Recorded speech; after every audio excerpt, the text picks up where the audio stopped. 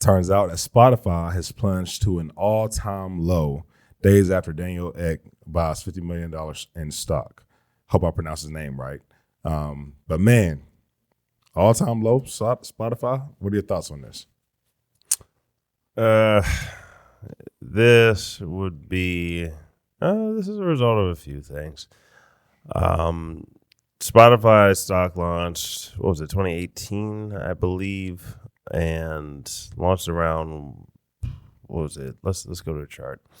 So Spotify stock, let's hit a max. April 2018, launched at about $1.47 per share. Touched under $100 a share at the all-time low. Now, normally you would like to see a company hit their, if you're going to see an all-time low, you'd like to see it about like 6 months ish after they have their IPO, and then you scoop up some shares, and then they just have steady growth, so on and so forth. But this was. It wasn't like this wasn't coming. Like all of the market's taking a beating right now. But a company hitting its all-time low is not something you want to see. Right. So in terms of, I'll just go, more macro and just talking about the company rather than the nitty-gritties of like profit margins and everything. It has just stagnant growth.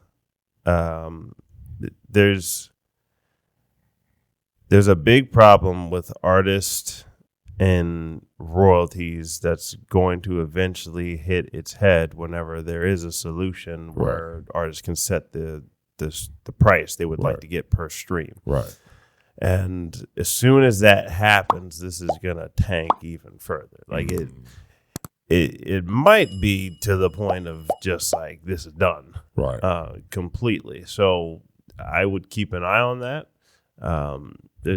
Spotify plays the same music that everybody else plays. Like they have a better interface than Apple Music for sure. But it's not.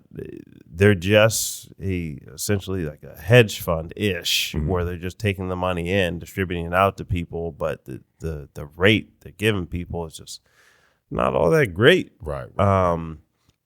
So whenever it's more Web3 focused, and fans can get paid through interaction, and they can own these NFTs and all this other stuff, it's at a certain point it's just gonna hit. Like people are creatures of habit, and that is why it's just easy to go to Spotify now, because once everybody started to do it, then it was just, all right, well, you got to get your music on Spotify, and I'll buy my $10 a month, and we'll listen to all the songs on there, and I just like all my stuff in one place. And people are creatures of habit, but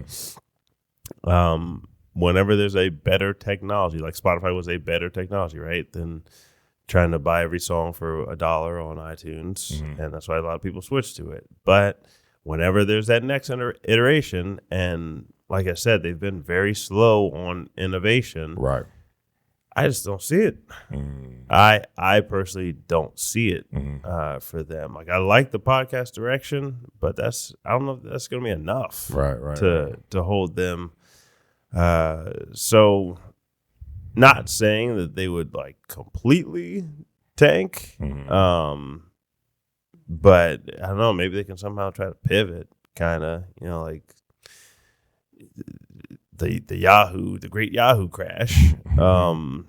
They're still open, right? Like Yahoo's still open, but they're just a shell of their former self. So that's, I mean, at best, that's kind of what I see happening. We'll see what else they do, but this just not looking promising. Yeah, if you ask me. Again, this is a bear market. We're definitely entering. It's definitely a crypto bear market.